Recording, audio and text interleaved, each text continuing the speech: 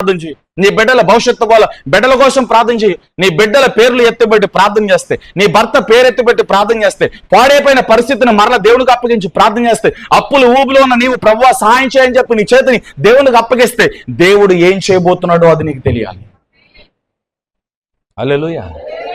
వాళ్ళకి తెలియక ప్రభువా నశించిపోతున్నావు అన్నారు. దేవుడు నశించిపోనిచ్చాడా? దేవుడు సముద్రములు మునగనిచ్చాడా? తుఫానుకు అప్పగించాడా?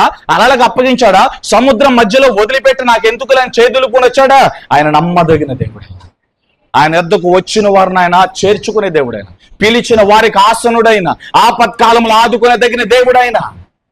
హల్లెలూయా.